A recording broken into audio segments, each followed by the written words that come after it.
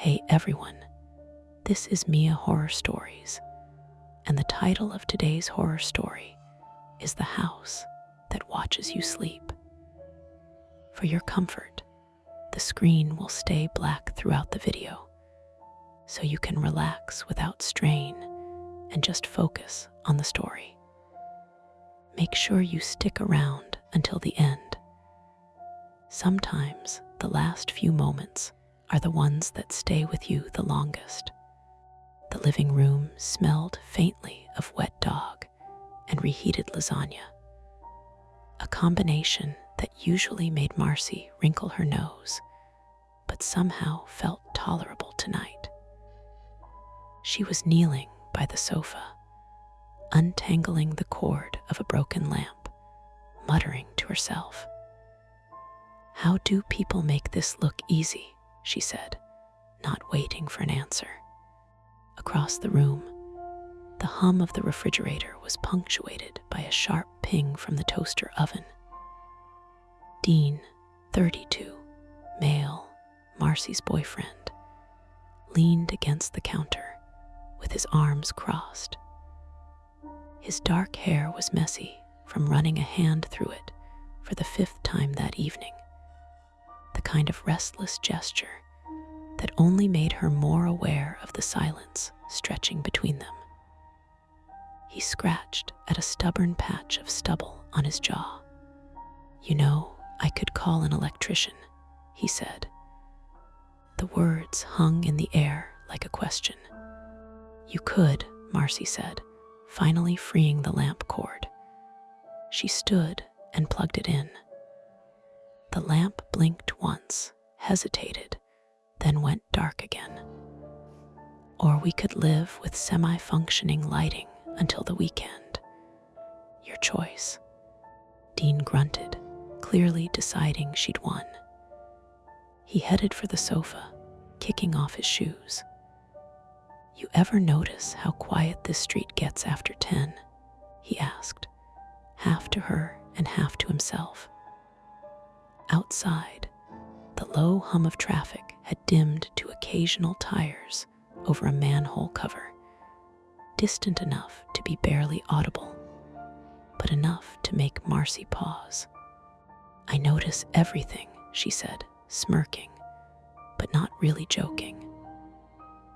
Marcy, 28, female, had always had an eye for detail, the kind that made her coworkers in the publishing office nervous when she leaned over their shoulders at the wrong moment. She could spot a missing comma or a crack in a sidewalk from across the block. Tonight, her detail radar was tingling. Dean followed her gaze toward the window. The curtains were drawn, but the streetlights pooled on the sidewalk in broken rectangles. A shadow moved, or maybe it hadn't. Marcy tilted her head.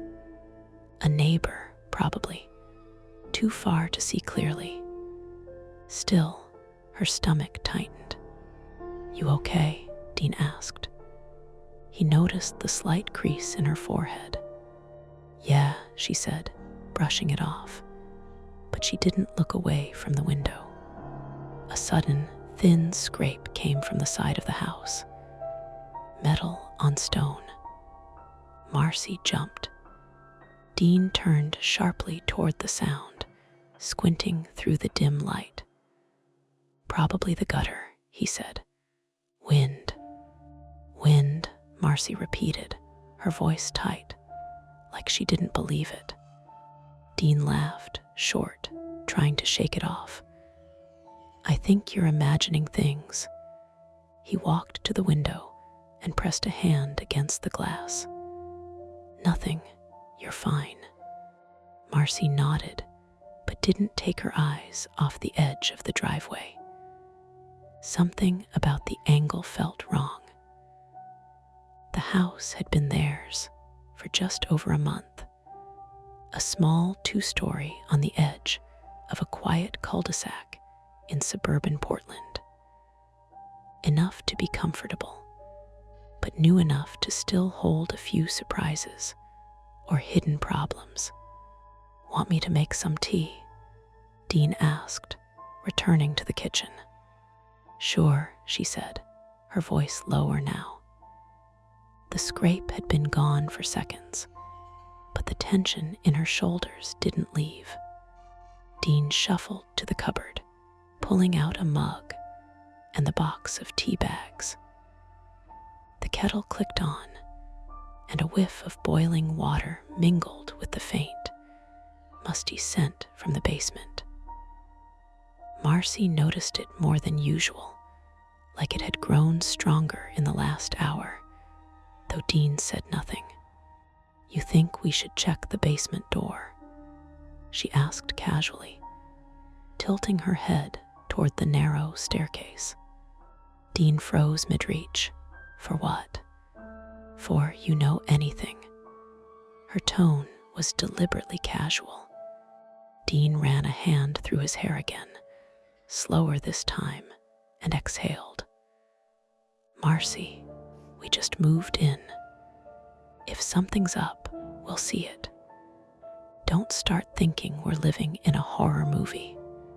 Marcy turned away, letting her fingers brush the banister absent-mindedly. "Yeah, horror movies," she murmured, not believing herself. Her pulse had picked up the scrape, the shadow, the smell. It was just enough to make her imagine possibilities, the kind that might seem crazy to anyone else. She sat down on the sofa. Dean handed her a mug of tea, and for a minute, they sipped in silence. The kettle clicked off behind them, leaving the faint, steady hum of the refrigerator. Marcy watched the steam curl upward, thinking about the small inconsistencies. A scratch where there shouldn't be. A window that rattled slightly when there was no wind. All little things. Probably nothing. Still, the thought wouldn't leave her. Something about the house felt observant. Not alive, not sentient. Just aware, like it had seen things happen here before, and now it was studying them. Dean's phone buzzed on the counter. He glanced at it, an alert from a news app. "Power outage reported a few blocks away," he said. "Probably why the lamp's glitching." Marcy nodded, but the relief was fleeting. She hugged the mug to her chest, feeling its warmth against her palms. "Right," she said, voice small. "That makes sense." Dean leaned back on the sofa, stretching his legs out. "We could go to bed early," he said. "Start fresh tomorrow. Big day at work for both of us." Marcy followed his gaze toward the bedroom door, and something about the dim light spilling across the carpet made her stomach clench again. She considered the basement, the lamp, the scratch on the siding, the shadow in the driveway. And then she considered sleep. "Maybe we should just check the locks," she said finally. "Before bed, just to be sure." Dean glanced at her, then toward the front door, weighing the small suggestion. It wasn't panic, just caution. He nodded. "Okay," he said. 5 minutes, then bed." Marcy's fingers grazed the door handle as the house seemed to settle around them. The quiet was full of small noises, the kettle cooling, the refrigerator cycling on, the distant wheels of a car on wet asphalt. She took a deep breath, letting the warmth of the tea soothe her. But there was an unmistakable tension threading through her limbs, a small, undeniable fray at the edge of calm. And then, without warning, the front porch light flickered. Marcy fumbled with the front door lock twisting the key once, twice. The brass felt cold under her fingers, colder than usual, and for a moment she thought she heard something scrape against the siding again. "Dean," she whispered, not wanting to raise her voice. "Something's off outside." Dean appeared behind her, leaning in close, his hand brushing hers. "It's probably the wind," he said, though the note of uncertainty in his own voice betrayed him. He squinted through the frosted glass. Nothing out there, but Marcy's instincts prickled, sharper now. She hated being wrong, hated letting fear make her feel small, but she also hated ignoring that nagging sense that something wasn't right. She shook her head. "The gutter?" she asked, barely a whisper. "It's still scraping." Dean exhaled slowly, trying to steady her nerves and his own. "Fine," he said, his voice lower now, careful. "Let's check the perimeter. Flashlight, jackets. 5 minutes. Quick." They slipped on shoes in the entryway, grabbed a small flashlight from the counter, and moved cautiously toward the garage door. Rain from earlier had left the driveway slick. Each step echoed unnaturally on the wet concrete, making the familiar cul-de-sac feel alien. As they stepped outside, the neighborhood seemed silent, too silent. A single streetlight flickered at the far end, struggling against a heavy, damp wind. The house next door had its blinds drawn tightly, giving it a shuttered, withdrawn look. Marcy's hand trembled slightly as she aimed the flashlight toward the side of the house. "See anything?" Dean asked, his voice taut. Marcy shook her head, frowning. "No, just the shadows." Shadows cast by the porch light, sure, but shapes could trick the eye, especially now. Then a scraping noise. Metal against stone again. Louder this time. They both froze. Dean's face hardened, the protective edge she loved, but it only made her worry spike higher. "Back door," Dean said, moving toward the garage side entrance. Maybe a branch, maybe nothing. Marcy's stomach churned. "I don't think it's nothing." They reached the back door, and Dean tugged the handle. Locked. Good. He glanced at Marcy. "Everything okay?" Her fingers brushed the cold doorknob. She noticed a scratch on the paint she hadn't seen before, thin but jagged, running along the edge where the door met the frame. Her heart sped. Dean noticed her gaze. "Probably the movers," he said quickly. "The boxes scratched it, that's all." Marcy swallowed. The rational part of her wanted to believe him. The anxious part wanted to run. She could feel her chest tightening. The lamp flicker, the scrape, the shadow, the scratch, they all collided in her mind into a small, tight knot of dread. "Let's check the backyard," Dean said.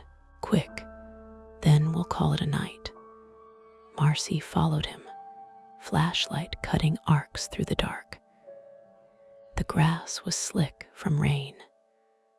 She noticed footprints she didn't recognize, small, messy impressions leading from the side fence toward the back porch.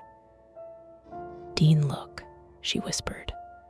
He crouched, shining the light on the prints. He murmured. "Could be a neighbor kid, maybe raccoons." His voice trailed off, and he ran a hand over his jaw, worried now. That's messy for a raccoon. Marcy felt a wave of nausea. Her flaw, her need to notice everything, to catch inconsistencies before they became disasters, made her feel trapped in a loop of what if. She hated how often it left her frozen, waiting. But waiting now could be worse. A sudden bang from the front porch made them both jump. The flashlight swung in Marcy's hands, landing on the small wooden railing, now showing a fresh dent. Someone's messing with the door, Marcy shouted, stepping back. Dean grabbed her arm. No, stay calm. Let's not assume the worst. But even as he said it, his fingers were trembling. He was usually calm in emergencies, but tonight, the uncertainty gnawed at him. The air grew heavier, humid with the scent of wet wood, and the faint metallic tang of rainwater pooling near the foundation. The wind picked up, rattling the gutter where the first scrape had come from, making them both flinch. Call the police? Marcy asked, her voice sharper now. Her anxiety, usually manageable, had threaded into panic. She could imagine someone watching, waiting for them to let their guard down. Dean pulled out his phone. No signal. The little bar in the corner blinked once, then vanished. No signal, he muttered. Great. Marcy's pulse jumped. Her fear, the need to anticipate every risk, pressed hard now. What if someone's in the house? She said, barely above a whisper. Dean's jaw tightened. Then we stay outside. We don't go in alone. We wait for someone to come by. But his eyes flicked toward the back door, toward the faintly open gap where the screen rattled against the frame. We need to secure the house. Now. The rain started again, light at first, then heavier. It pelted the roof and pooled on the porch. The darkness wrapped tighter, and the wet air made every sound sharper. A branch scraping the siding, water dripping from the gutter, a distant car passing with tires hissing on asphalt. Dean and Marcy moved quickly to the front of the house. As they approached, the front porch light flickered one last time before going out completely. They were plunged into a soft black, interrupted only by the flashlight beam and the muted city glow behind them. Then they saw it. A shadow shifting near the front window, the one overlooking their bedroom. Not fleeting this time. It paused, then moved again. Marcy froze, gripping Dean's arm. Her private fear of being powerless when she could see the signs, but couldn't stop the outcome, hit her full force. Dean whispered, "Don't move. Wait. Let's see if it's real." Before they could decide what to do next, a sudden clatter from inside the house, the sound of a door being nudged open, metal scraping on wood, shook them both. Their safe perimeter had been breached, and the clock was ticking. They had to act, and fast. Dean crouched low, gripping the flashlight like a lifeline, and signaled for Marcy to stay close. They moved along the front porch, where the wet boards creaked under every careful step. Rain still dripped from the eaves, forming tiny rivulets that ran to the corner of the house. The front window, the one facing their bedroom, showed no movement at first. Then a shadow flicked across the curtain, fast, deliberate. "Did you see that?" Marcy whispered. Her teeth chattering despite the jacket she'd pulled tightly around herself. Dean nodded, swallowing hard. "I saw it. Stay calm. Let's check the front and side perimeter. We'll circle around quick." They moved toward the driveway, the flashlight beam catching the slick concrete, the edges of the lawn pooling with rainwater. Marcy's shoes slipped once, but Dean caught her elbow before she fell. She cursed softly, heart hammering.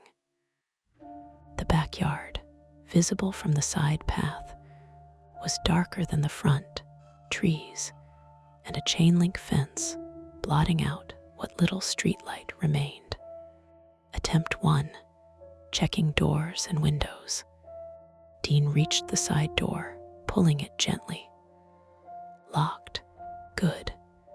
The screen rattled faintly, but the metal latch held. Marcy pressed her ear to the back window, nothing. Then, a sudden scrape from the corner of the house made her leap backward, knocking the flashlight onto the wet concrete. The beam spun wildly, landing on a garbage can that had toppled in the wind. "Just the trash," Dean said after a moment, picking up the flashlight. "Wind blew it, nothing else." Marcy exhaled shakily, feeling her nerves fray. But the scratch along the back door frame was fresh, jagged. Whoever or whatever had touched the house left traces. Footprints led up from the side yard and disappeared near the back porch. Attempt 2, calling for help. Dean tried his phone again. Signal, still non-existent. No bars, no LTE, nothing. Frustration pressed against him. "Okay, fire department, maybe," he muttered, dialing emergency numbers anyway. Straight to voicemail. Marcy felt panic rise. The fear she normally controlled of being powerless, of failing to prevent disaster, slammed into her chest. Her hands shook as she checked each window frame, flashlight illuminating smudges and scratches that hadn't been there before. A low, metallic drip sound echoed from the gutter above, irregular, like something scraping its edge, and she flinched. Then a distant sound, low, heavy, like a branch snapping under weight. Marcy froze. Her mind jumped to the worst-case scenario. Someone had climbed the fence. Dean leaned close. "Probably just a branch or a raccoon," he whispered. His words were meant to calm, but his voice was thin, unsteady. He glanced at the chain-link fence. The footprints didn't continue there, and yet the sound came from that direction. Marcy wanted to scream. Instead, she grabbed a garden rake leaning against the wall. "I'll check," she said, though her voice trembled. She crept toward the fence, flashlight in one hand, rake in the other. Shadows leapt between the trees. Her breath caught as a dark shape shifted near the far end of the yard. She raised the flashlight, and the beam caught a trash bag, swaying in the wind. A raccoon darted out, skittering across the lawn and disappearing. Marcy's shoulders sagged, relief flooding through her, but the scare left her trembling. Dean crouched beside her, scanning the perimeter. "Okay, we know it's not inside yet." "That's good," he said, though his teeth were clenched. but the signs were multiplying. Scratches on the doors, footprints leading to the porch, the back window curtains now slightly askew, though they hadn't been before. The rain had eased slightly, but the wind continued to push water along the siding, creating small, haunting sounds like whispers or fingernails on wood. Misdirection and exhaustion. They paused near the corner of the house, backs pressed against damp siding. Marcy's legs ached, her chest burned from the adrenaline. Dean rubbed at a small scrape on his hand from the porch railing. He'd missed it earlier. "We need to fortify," he said. "Board up windows if we have to, or something. But we can't stay exposed here." They moved to the garage door. Dean pried it open, just enough to peek inside. Empty. The dim overhead light flickered weakly. Marcy scanned the interior. Then she gasped. A shadow darted across the far side of the garage. She froze. Heart pounding, she whispered, "Someone in there." Dean shone the flashlight fully inside. Empty. Just a pile of boxes shifting slightly as rainwater leaked through the roof crack. "Just boxes," he muttered, though the tension in his shoulders betrayed his relief was half-baked. The house seemed to shift around them, alive with minor disturbances. Dripping water, a loose shingle banging in the wind, the faint smell of damp wood and iron. Marcy's anxiety throbbed in rhythm with the small sounds, each one amplified in her mind.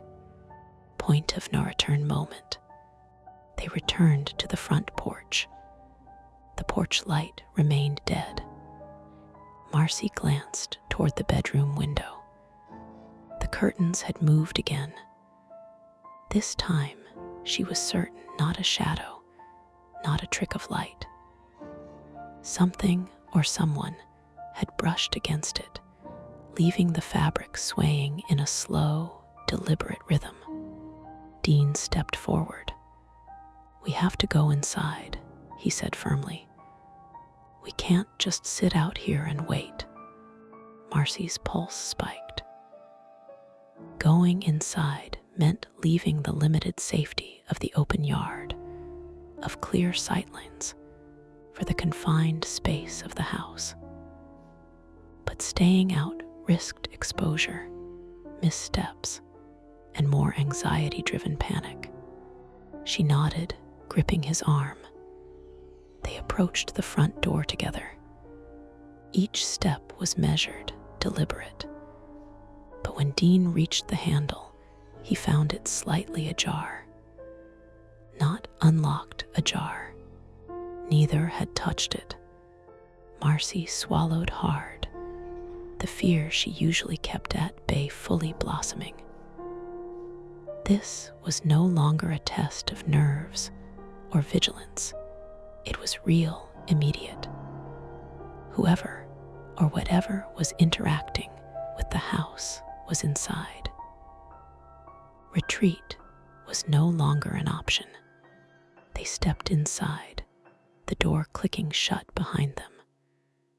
The living room was dim, lit only by the failing glow from the streetlights outside.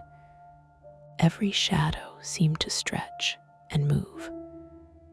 Marcy's flashlight scanned across the floor. Nothing.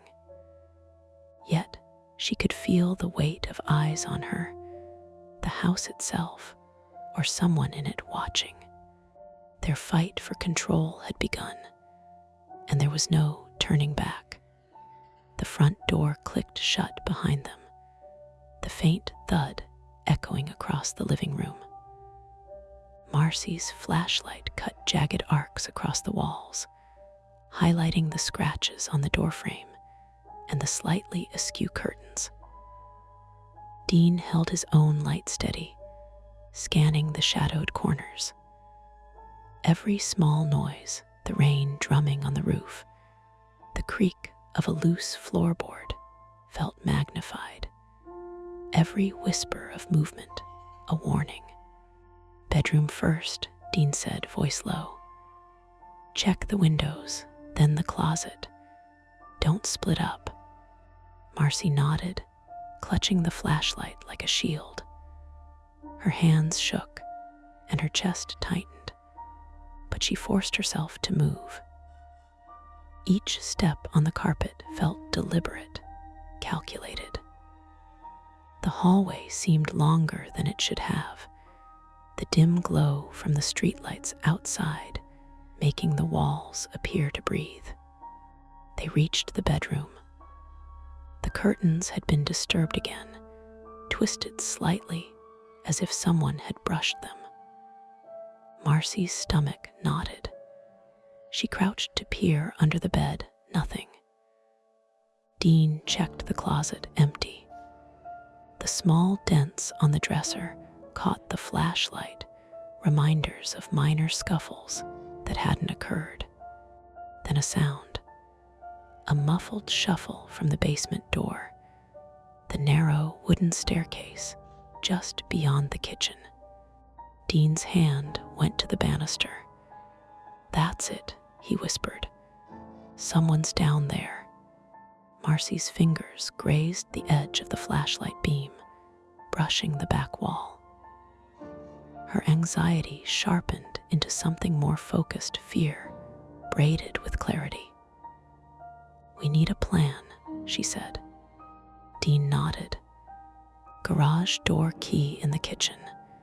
We barricade from there, maybe call the cops once we're secure." "You ready?" "Ready," Marcy gritted her teeth. They moved toward the kitchen.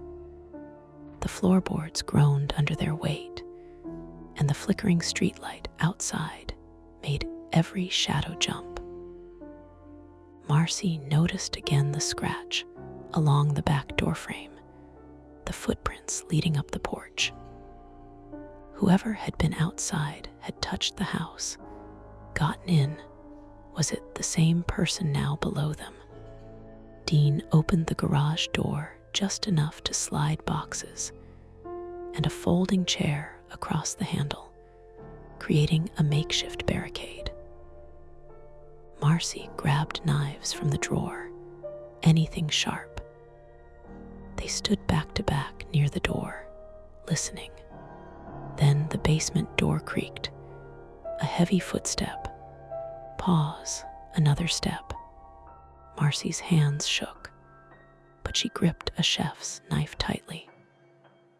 Dean had a baseball bat in hand, muscles tense. The sound of the basement steps echoed through the house, and then a faint metallic scrape. The rake they had used earlier in the yard, still leaning by the back door, had shifted, tapping against the floor. "Wait," Dean hissed. "Probably nothing, maybe a branch." Marcy's eyes narrowed. Not a branch. A shadow flickered under the basement doorway. A figure, tall and hunched, moved with deliberate slowness. The light caught the glint of a tool, a crowbar, maybe, held loosely. Dean stepped forward, voice firm. "Hey, police will be called.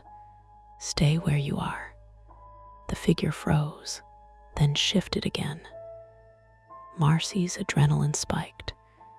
This was no game. They had seconds to act. Marcy darted forward, improvising. She swung the flashlight hard against the figure's arm, hopping to disorient. The shadow stumbled, cursing, and Dean followed with the bat, striking the leg. The figure fell partially, slamming into the first step of the basement stairs. The metallic clatter of the crowbar hitting the railing echoed through the house. The intruder scrambled back, and in the scuffle, the basement light forgotten until now flickered on. Marcy saw him clearly, mid-30s, wiry, wearing a soaked hoodie and muddy jeans. Panic flashed across his face as he realized he had underestimated them. Dean kept the bat raised, breathing hard. "Back away," he ordered. "Out the basement, or we go down after you." The man hesitated, then lunged toward the stairs. Marcy sidestepped, tripping on the edge of the floorboard, and hit the ground hard. Pain shot through her ankle, sharp and real. Dean reacted instantly, swinging the bat to block the figure from reaching the main floor. The intruder cursed and stumbled down the last 3 steps, hitting the concrete basement floor. The sound of impact and a grunt of pain made Marcy flinch. She struggled to her knees, heart hammering. Rainwater dripping from the basement ceiling had pooled slightly, making the first step slick, slowing the man's movement and giving Dean space to grab his phone and finally dial 911. The dispatcher answered immediately. Dean whispered their location while keeping his eyes on the basement. Marcy hobbled closer, knife still in hand, scanning for more surprises. "Police are 5 minutes away," the dispatcher said. Dean exhaled, but the tension didn't leave. Every creak, every drip, every shadow felt magnified. The man groaned, trying to stand, but slipping slightly on the wet concrete. Marcy's pulse raced. She could see the scratches on the basement walls he'd left in his hurried descent. The metal gutter scraping outside earlier, the footprints, the porch dents now made sense. This was no trick of the wind or raccoon. He had been around the house, testing doors, waiting for them to let down their guard. Dean whispered sharply, "Stay calm, wait for them, don't engage." The intruder lurched toward the corner, dragging the crowbar, clearly trying to find a tool or exit. The police sirens wailed faintly in the distance. The man froze, then bolted toward the basement window at the far end. Marcy felt a sudden jolt of fear he could escape into the night, but then slipped on a small puddle of water, hitting the concrete hard. He groaned loudly, immobilized just long enough for Dean to make the window's latch click closed and lock it. The sirens grew louder, closer. The intruder made one final attempt to rise, then slumped against the wall, breathing hard and bleeding slightly from a cut on his forehead where he'd hit the step. Dean stayed at the top of the stairs tense until headlights flashed through the front windows. 2 officers stormed the house, and the man finally gave up, raising his hands in surrender. Marcy collapsed against Dean, ankle throbbing, sweat mixing with rainwater and tears of relief. The police handcuffed the man, questioning him quickly. He had a record for burglary, had been watching the neighborhood for weeks, testing houses at night. They noted all the minor disturbances, the scratches, dents, moved curtains were his doing. The wind, the rain, the noises had only amplified Marcy and Dean's anxiety. After the intruder was taken away, Marcy sat on the wet floor, hand pressed to her ankle, flashlight still clutched. Dean rested beside her, exhausted.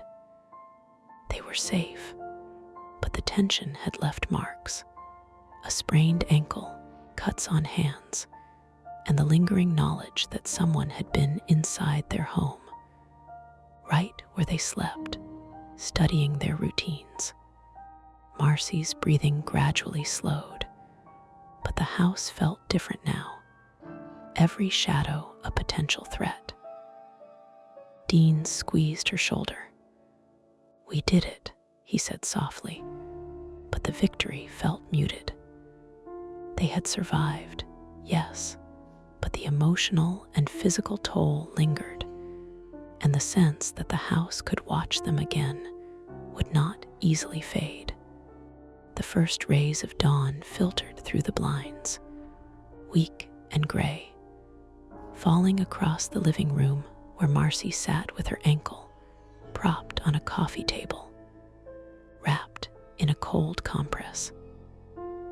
Her face was pale, tired, but the sharp tension that had gripped her all night had begun to ebb, leaving a residual ache in her muscles and a slow pulse in her chest.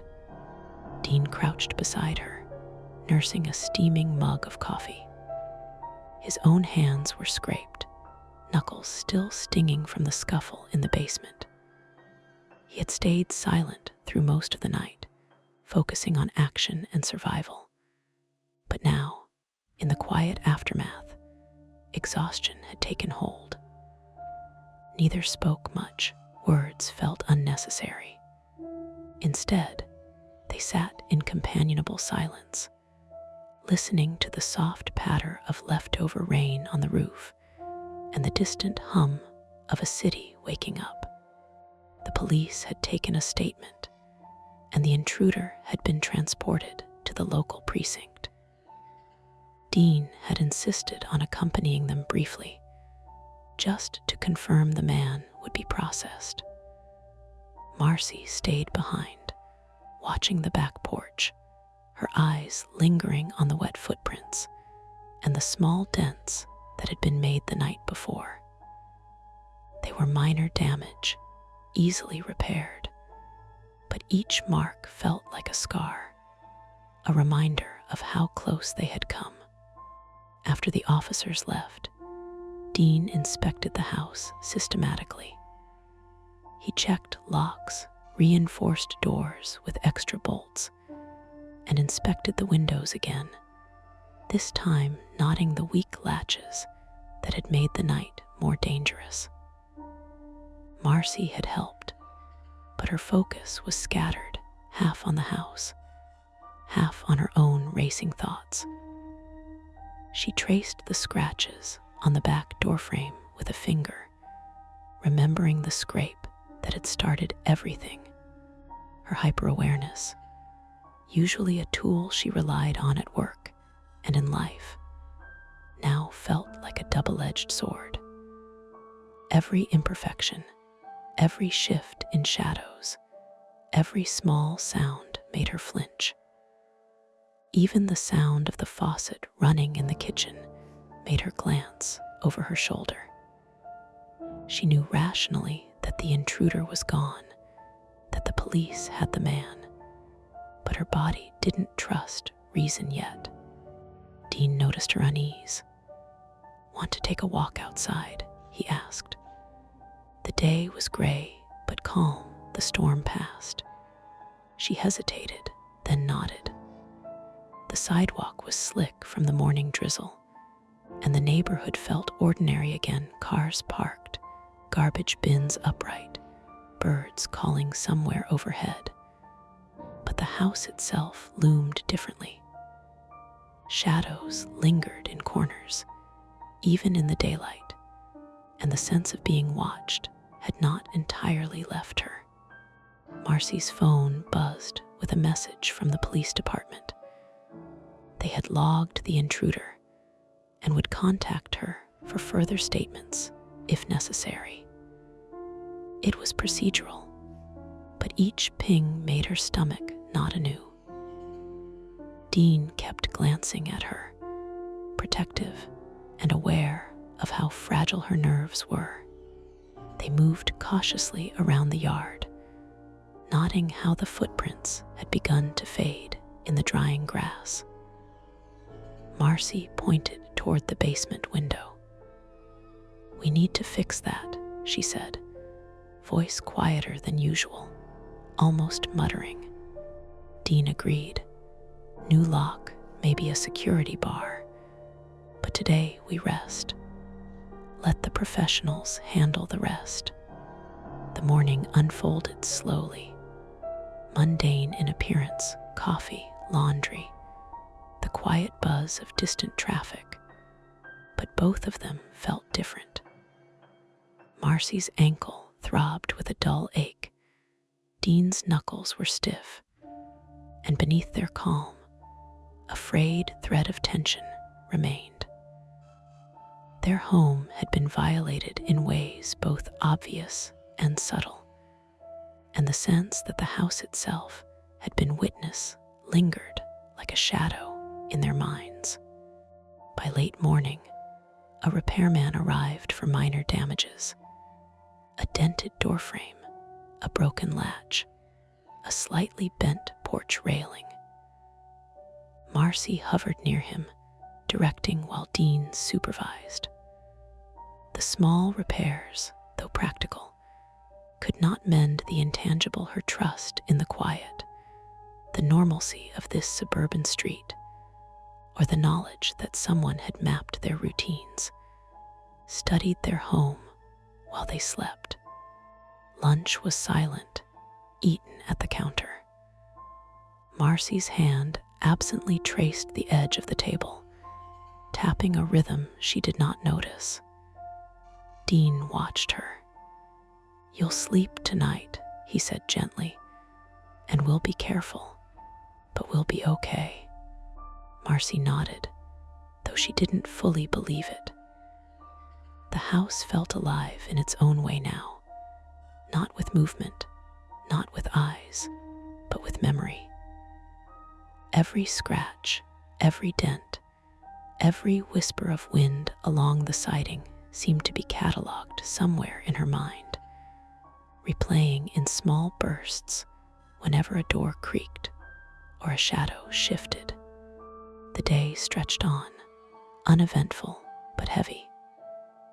By evening, they had patched most of the visible damage, checked locks again, and even reinforced the basement window.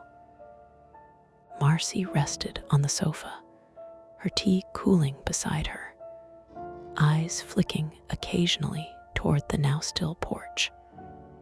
The emotional residue of the night refused to let her fully relax. Dean, cleaning up tools, glanced at the street. Everything seemed ordinary, mundane.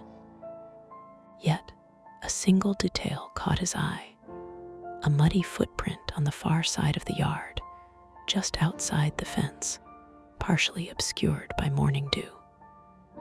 He froze, heart tightening, before realizing it was likely the neighbor's dog from earlier walks. Still, he said nothing. The small moment of doubt was enough. They didn't need to speak it aloud. Night arrived, darker and slower than usual. Marcy climbed into bed first, Dean beside her. The blankets were heavy, the pillows stiff with the weight of a restless day. Neither spoke, and after a time, Dean reached for her hand. She allowed it, grateful for the contact, but her eyes kept scanning the room, the window, the small cracks in the door frame. Sleep finally came, fitful and punctuated with dreams of shadows and scratches. Every sound, the wind brushing a tree, a faucet dripping, the faint hum of the refrigerator tugged at her attention. And even when she closed her eyes fully, a sliver of awareness stayed, a caution she could not fully discard. The intruder was gone, yes, but the house and what had happened within it remained. And in the far corner of the living room, by the baseboard near the window, a faint smudge remained on the paint, too small to notice at first, easily overlooked. Marcy did not see it. Dean did not notice. Yet both had a lingering sense that some part of last night's danger had left a trace they had not yet accounted for. A reminder that vigilance in a home once violated never truly ended. That's tonight's story. If it gave you chills, make sure to like, subscribe to Mia Horror Stories, and tap the bell so you never miss what's coming next. And if you're still brave enough, there are more dark tales waiting for you right here on the channel. Go watch another if you dare.